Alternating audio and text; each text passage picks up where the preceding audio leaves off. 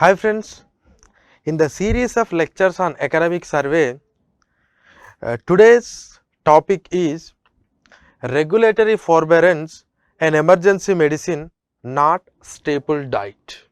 See, when it comes to the second part of topic, an emergency medicine, not a staple diet. A staple diet is a different thing which will works on normal times, and an emergency medicine which will works on emergency time. And an emergency medicine cannot work on normal time, and a normal diet cannot be on a regular time. That means we must have a different set of measures or different set of medicines to administer in various contexts. If it is a regular time, there is a regular decision. If it is an emergency time, and there is an emergency medicine. But that emergency medicine should not continue once you are recovered out of that problem. And when you are in emergency, you have to take an emergency medicine, you cannot sustain with that normal diet. So why this medical parlance have here, they have compared here? Because this is having an equal or a parallel comparison with the regulatory forbearance. So what is this regulatory forbearance? Forbearance is nothing but some relaxation of rules and regulations. And where they are relaxing the rules and regulations? In case of regulation. So a regulator will put some rules and regulations in order to make you to show discipline and you work in a within these prescribed limits. But they are relaxing the rules and regulations. Why they are relaxing rules and regulations? Because it has necessitated for the regulatory agencies to provide the forbearance. And once you have provided the forbearance at the time of emergency, that is an emergency medicine. But that emergency medicine should not be like a staple diet. It should not continue for some more time. And the most important point you need to understand, what was the regulatory forbearance that we are discussing today? And this regulatory forbearance is something about the Reserve Bank of India's decision. It is not just Reserve Bank of India's decision, it is the Finance Ministry's decision. As far as what is concerned, as far as liquidity is concerned. I think you are aware about this liquidity. What is the meaning of liquidity? Liquidity and stimulus. So liquidity is a thing where the cash, the easy money or the cash will flow into the economy at a cheaper rate. That means you are deliberately reducing the interest rates, or you are deliberately allowing the more amount of money to enter into the economy. And that money will help for the investor to invest, and thereby they start producing. That is what the reason why we generally allowed more liquidity. And why will go for stimulus? Because when there is no enough demand in the economy, and governments will provide the stimulus packages through which they will try to pump some money into the hands of the people, and thereby people start consuming, and that leads to the increasing demand, and that increasing demand will motivate the producer to produce more. This is the relation. Then why we are discussing about those relations now?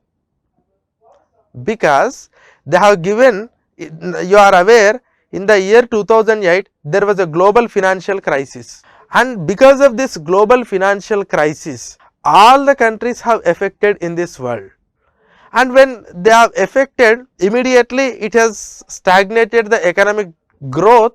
Then it has necessitated for the government to go for some sort of liquidity injection and also stimulus injection. Then what they have done? They have relaxed the norms. They have tried to inject more and more amount of money into the economy. Okay, they have done it, but in how many ways they have done? Okay, they have done in a different ways, but they have done in 3 phases: first, second, third. In the year 2009 when they have started, and they have allowed it up to 2014. This is an emergency time where the entire economy, the world economy has affected a lot, and you thought like, okay, I need to provide an emergency medicine through relaxation of rules and regulation or through applying of regulatory forbearance.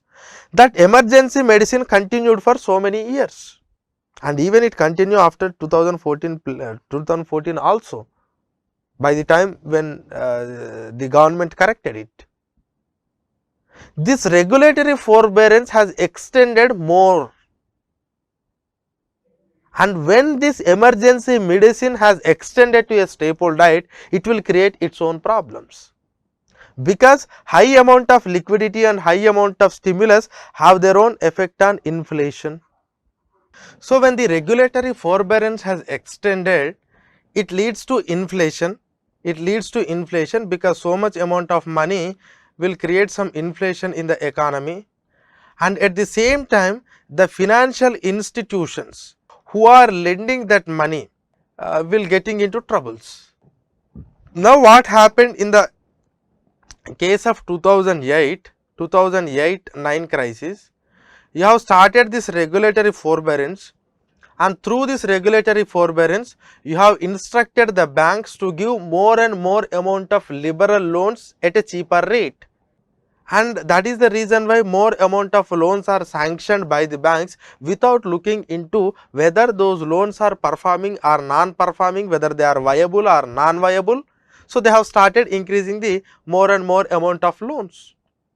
And if you looking into the graphs clearly, here I am mentioning the graphs, like just see, it is a growth rate of real GDP, and if you looking into the graph in the year 2008, the growth started declining. That means in between 2008 and 2009, the period of forbearance has started, and when this period of forbearance started, immediately the growth has revived in the year 2011.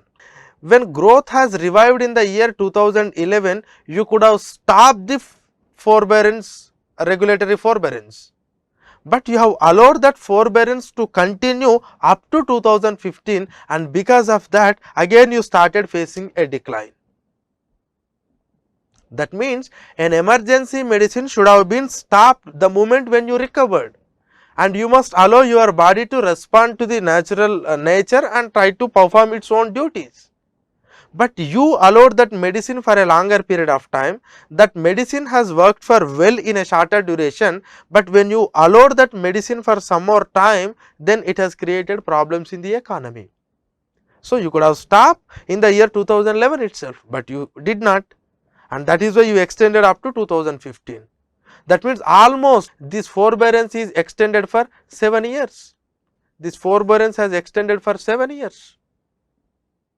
And when it comes to the other figure like growth in exports, just see growth in exports in the year 2000, between 8 and 9, where your regulatory forbearance has started, there are some volatility in exports, and immediately in the year 2011 your exports started increasing. You could have withdrawn the forbearance at that point of time, but you have allowed it up to 2015, and you can see after increasing in the year 2011 what happened to our exports. So, that means emergency medicine has not worked in the longer time. You could have withdrawn in an appropriate time. Take the case of growth in industrial production, index of industrial production, the same thing. In the year 2000, between 2008 and 9, there was a sudden fall, and when you start forbearance, it was kicked in the year, it was kicked up in 2011, it reached to the peak in 2011, but you haven't withdrawn that forbearance and you allowed it to continue, and see what happened after 2011, there was a decline of index of industrial production. Even the firm's revenues as a proxy of borrower health, the same case, and also the growth in outstanding credit of banks, this is a very important indicator. And when the outstanding credit of the bank's growth, it was low in between 2008 and 9, but when you start forbearance, it increased in 2011. At that point of time, you could have withdrawn that, but because of that you did not withdraw, and because of that it has started decline continuously. with these graphs, what you need to understand is a regulatory forbearance, especially when it comes to the liquidity and stimulus, should be like an emergency medicine, should be administered in an appropriate time and should be withdrawn in an appropriate time. And if you allow that regulatory forbearance for more amount of time, then it is very difficult for the entire economic system. Now you have seen what about the level of growth, you have seen the GDP growth. So that means they are going to influence in a bad manner if an emergency medicine becomes a staple diet. So that is the example that economic survey is giving, and the advisor is advising to the government like you please do even during this COVID-19 pandemic also. Because of the COVID-19 pandemic, we are in lockdowns. So don't worry about these lockdowns. There is an emergency, but you just go for some sort of regulatory forbearance, and under regulatory forbearance we are aware Reserve Bank of India has taken some series of steps like the temporary suspension of insolvency and bankruptcy code and reduced CRR to 3% from 4%. Again there is a 6 months temporary halt on classification of the assets like whether they are NPAs or non-NPAs. So likewise Reserve Bank of India has said, and government even started spending lot of expenditure. And we have seen in the second chapter on V-shaped recovery how the expenditure of government has increased over a period of time both in the month of October, November and December. So that means these are the measures taken, but these are the emergency medicine and you must not continue this emergency medicine for a long time like how we have done in the year 2011. If you continue, it will revive, because with these measures it shows like your economy is reviving to the normal level. But once it reaches to the trajectory, then immediately you need to withdraw all these measures. Otherwise, it may again come down because the medicine has its own effects. That is the lesson that you need to draw from this regulatory forbearance, an emergency medicine, not a staple food. And one more thing you need to understand what type of problem we have really faced. The inflation at that point of time was very high during the 2013, 12 and even to some extent 14, the inflation levels are very high.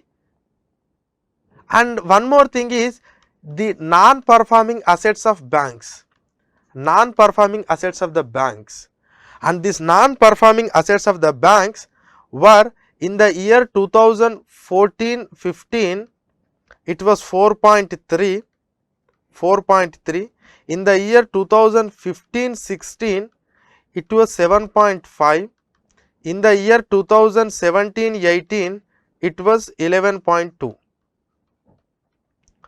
When loans are given between 2009 to 2015, how come NPAs raised in 2014 to 2018?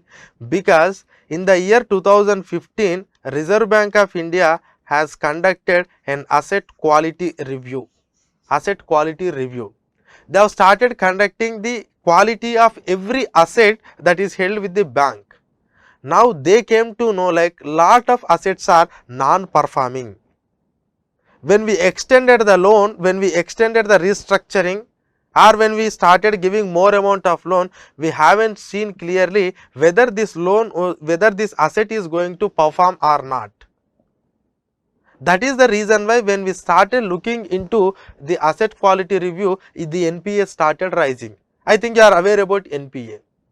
Those who don't pay their premium, the part of premium or part of interest after 90 days of your start of scheduling time, or the start of that whatever the time that was allotted for you by the bank. But when they have conducted the asset quality review, initially this review has not really brought all the non-performing assets to the notice of the Reserve Bank of India. Some banks are able to hide those non-performing assets.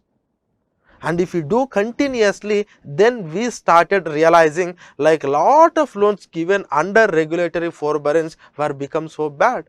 Now the bank has reached to a bad shape. Now we can understand what is the level of problem of NPAs. Then immediately you will get it out, okay, what is the problem to the bank if NPAs are rise? And if NPAs are rising, bank has to make a provision. That means they have to keep some amount of profits of the bank outside, and they have to kept it for the compensatory thing if you get any loss from this asset. So every NPA has to be compensated by some sort of provision if it is non-performing asset, and after some time you need to remove it from the books, because if you do, as long as that bad asset presents in your banking books, you need to make a provision for that. And finally bank is removing that entire thing from its books, thereby it is reducing its capital base, thereby it is reducing its capital base. So that means if you allow these non-performing assets for more time, definitely you are going to reduce, you will undercapitalize the bank. Then what is the solution? The solution is you must recognize this first, you must recognize this first. Once you recognize this, you start making provisions and try to resolve it as soon as possible. And if there is any delay in this resolution, then bank has to go on making these provisions, thereby they reduce their profits also. And suppose if you hide this loan as an performing asset, then what is the problem that you are going to get? Just I will give an example so that you can understand. Suppose I have given 1 lakh rupees as a loan. Take two different instances. In the first case, 50,000 you consider it as performing and 50,000 as NPA. But in the second case, you consider 1 lakh as NPA. That means you know that this entire loan has become NPA in the second case, but in this case you allowed some amount of money as performing. Then if it is NPA, then you have to make a provision for this NPA from your profits. Again for this you have to make a provision. Suppose if bank do not get any profit, then what they have to do? They have to take some loans, and when they have taken the loan, they will try to resolve it, because this is a problem, and if at all I want to make a provision for that, I do not have enough amount of capital, then what should I do? Then you will try to resolve it as soon as possible. And maybe in this entire resolution process, once you go for resolution process, maybe you may get a loss, but the loss you can minimize. Okay, after the resolution, instead of 50,000, just assume you got only 20,000, you consider 30,000 as a loss. In case of 1 lakh, okay, after the resolution you got only, just assume 50,000 rupees, and 50,000 is loss for you.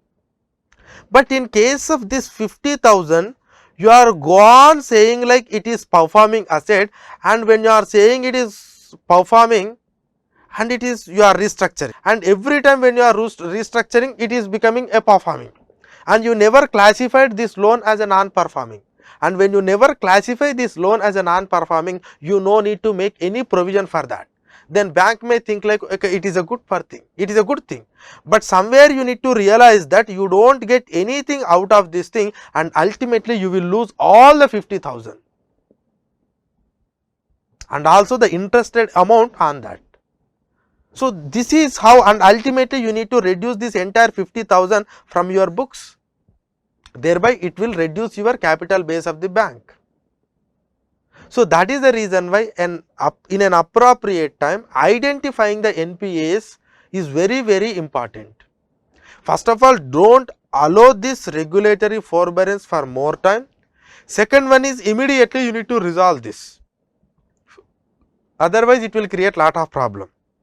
Now some people will get a doubt. What doubt?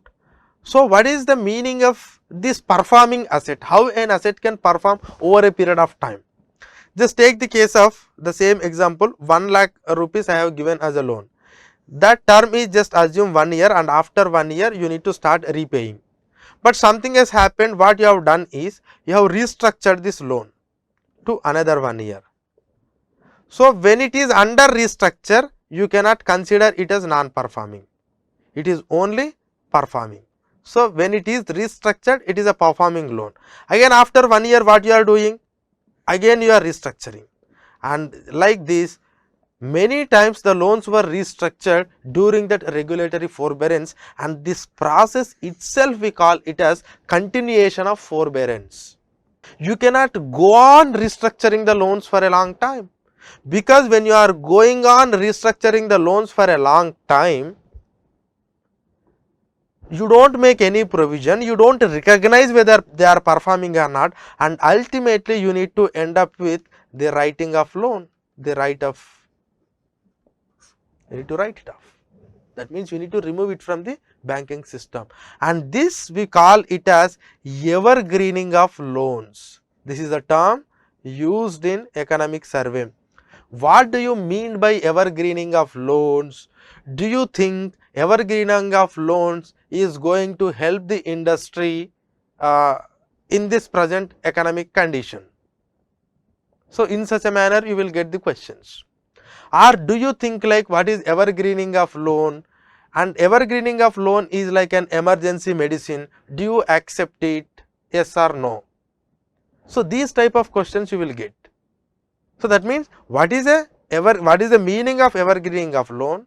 Should it be considered as a like an emergency medicine, or emergency medicine should be allowed only for shorter period of time? And what are the problems that you are going to get with this evergreening of loans? And economic survey has used this word called evergreening of loans. This is something bad. This is going to reduce the capital base of the banking system. And if you are going on this evergreening of loans, then bank will don't try to find any capital for that provisioning, and ultimately it end up with the loss. And even the P.J. Nayak committee, which was appointed in the year 2014, this is again one of the important committee on banking system after Narasimhan committee. The P.J. Nayak committee in the year 2014, and he said clearly, please stop this evergreening of loans. This evergreening of loans is going to create lot of problem for the banking system. And when in this entire process of evergreening, and you consider these asset is performing asset, and every performing asset is part of the capital tier 1 of a bank. So, bank is having its own capital called tier 1, tier 2, tier 3, and in this tier 1 capital this performing asset will be joined in this. Thereby you think like the capital base of the bank is increasing. And why this tier 1 capital is increasing for a banking system? Because you have allowed that regulatory forbearance for some more time.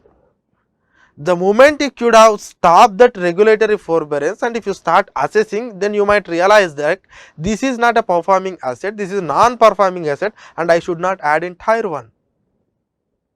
So, these are the problems.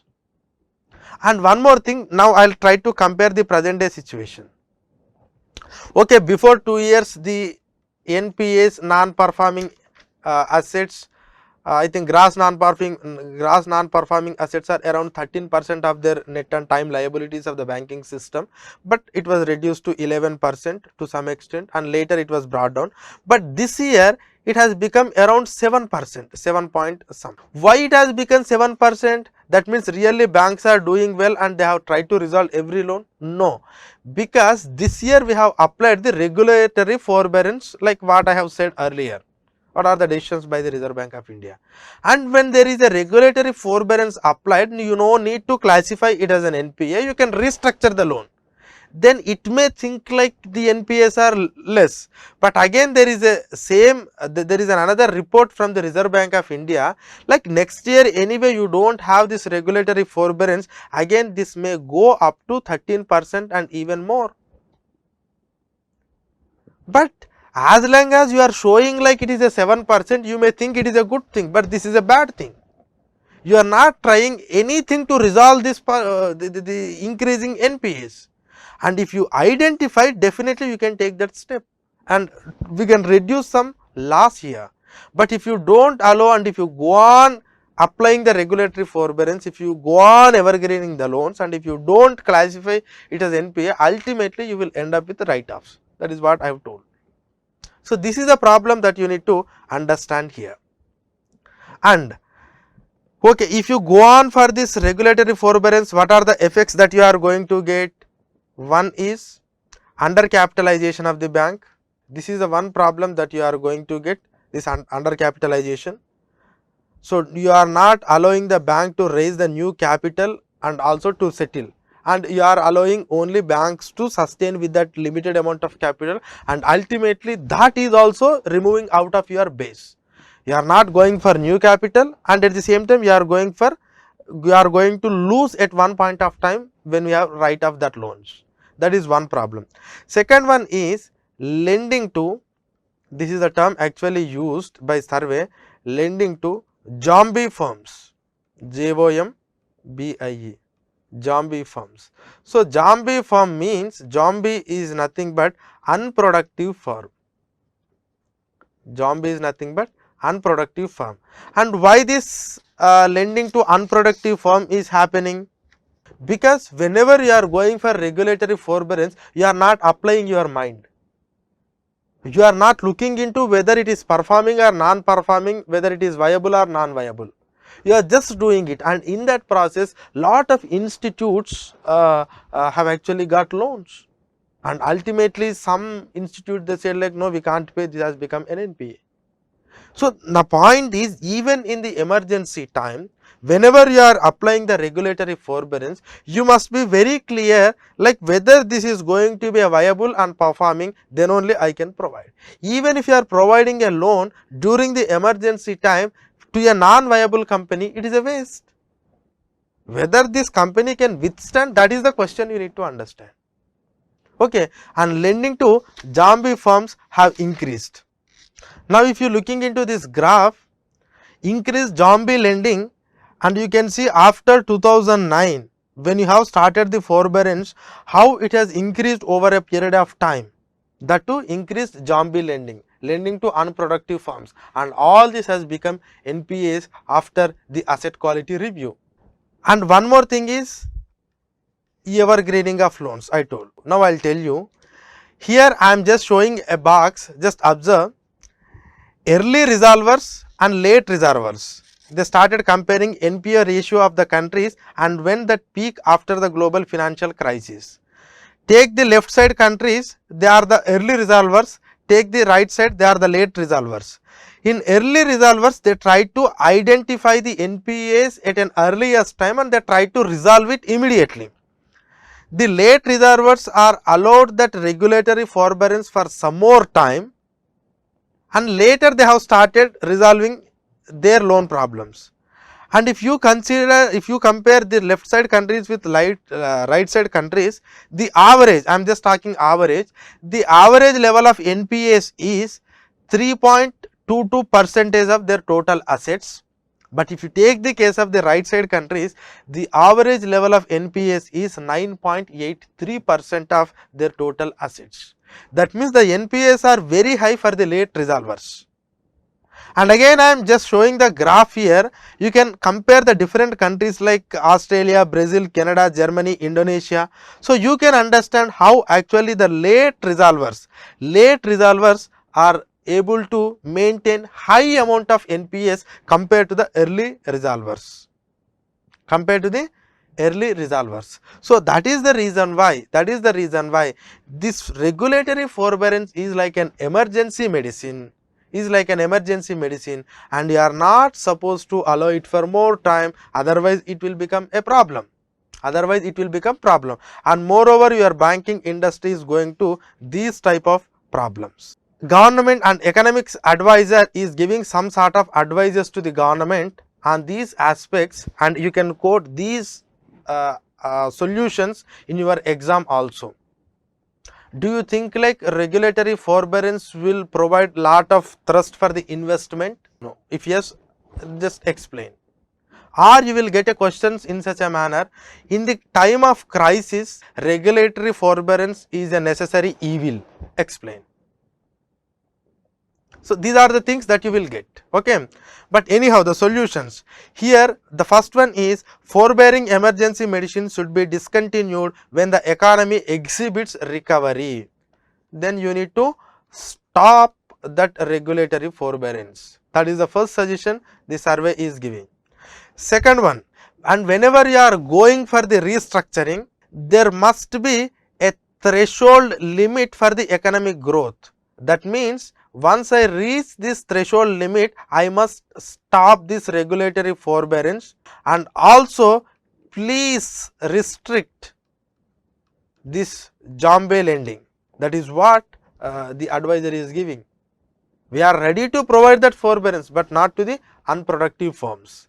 Next, when this regulatory forbearance is discontinued, immediately you need to start a cleanup process. So, cleaning up of the banks is necessary after the forbearance, so that you can identify and so that you can make a provision, you can raise the capital, so that you can allow the bank to function in a healthy manner. So, that is what you need to do, and we haven't done that, and because it is a very first time experience to us, even we have done, unfortunately we could not get all the things in a first instant, but again we have done, and from there we are doing, and gradually we are able to understand which one is really non-performing. Next, another important aspect is the governance and capitalization.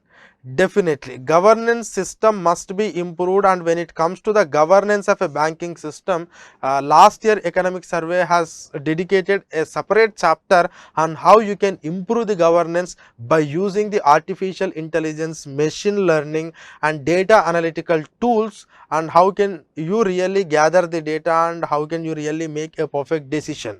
So, just go and read last year economic survey for this governance. And when it comes to the capital, yes, banks needs capital, because bank is a commercial entity, they are doing some commercial activities, whatever the loan they are providing, every loan is associated with some sort of risk, definitely they are going to face problem. But in order to sustain that, someone should really infuse some capital into this banking system. And who will infuse that capital into the banking system? It is the government and the private people. They combinedly has to decide. If government want to maintain their stake, government will do, and if government don't want, then allow the private people to do. But governance and capital reforms must be strengthened. And next thing that the survey is saying about legal infrastructure for recovery of loans need to be strengthened. Legal infrastructure for recovery of loans need to be strengthened, like you need to strengthen the procedures like insolvency and bankruptcy code, or the debt recovery tribunals, or SARFAESI Act, so that we can improve the health of the banking system. And these are the suggestions that the survey is giving. I think now you understood well what is a regulatory forbearance, and when we can apply this regulatory forbearance. If we continue a regulatory forbearance, what are the things that you are going to face in future? And we have seen the graphs, and also you have seen the level of NPAs, and what are the steps that you can take in order to contain these, allowing of emergency medicine as a staple diet. Okay. Thank you.